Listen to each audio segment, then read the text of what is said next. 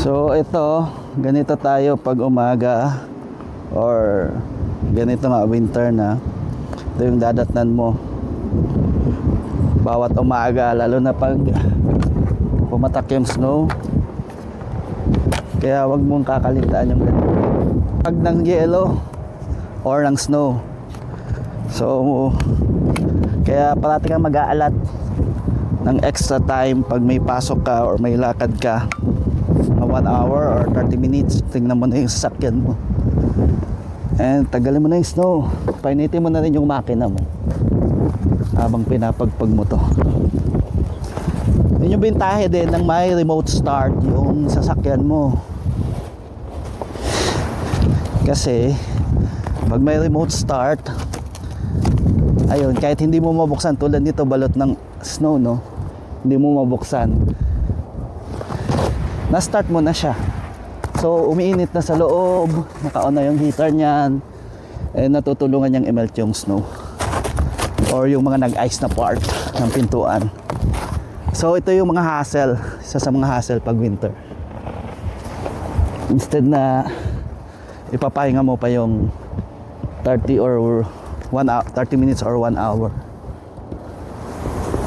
ay ilalaan mo na sa pag-prepare ng sasakyan mo. Paano na lang pag may makapal na tong snow dito sa baba, di ba? Isa pa yun. Tulad yan, oh. So yun, tips pag kukuha ng sasakyan, yung may remote start na or pakabitan mo, palagyan mo ng remote start kung wala, kasi pag winter mapapakinabangan mo yun. Kami, no? Pero yun nga, sakripisyo din.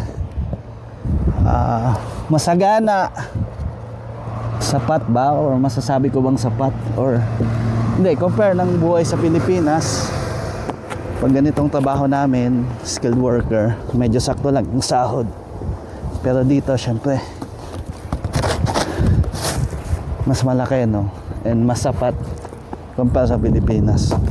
So kaya ito, tisin na lang natin to. Harapin na lang natin na ganito ang buhay dito sa Canada. Dami kong linisin, ah. Isang gabi lang to, guys, napatak, pero hindi pa siya ganun kalakas. Hindi pa siya ganun kalakas, pero ang kapal na ng snow. Lalo na lang siguro pag yung winter storm ng tinatawag,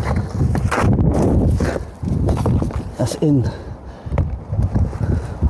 gabundok na yelo na snow ang bubungad sa amin pag umaga. So sa ngayon, ito muna, buti na lang unang gabi. Ayan, yun, yung dumaan, ano yun? Yun yung mga nagtatanggal ng snow sa daan. Libre naman yan sa gobyerno, kasali sa tax na binabayaran.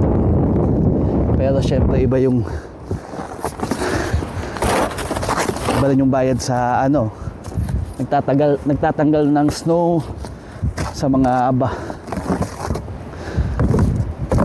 ano ba dito, sa private property, sa loob ng property nyo. Additional bayad din yun. Pwede na to.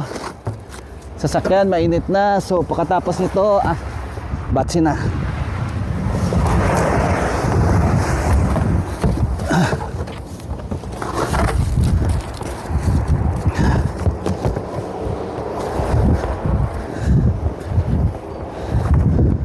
Siguraduhin mong malinis yung ilaw.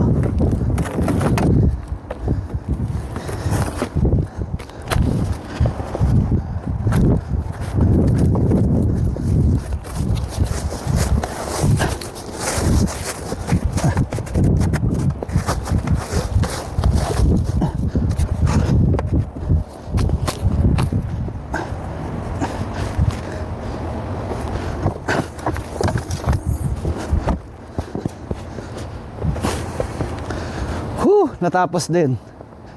Yes! Kaya lang umalis. Hanggang sa susunod.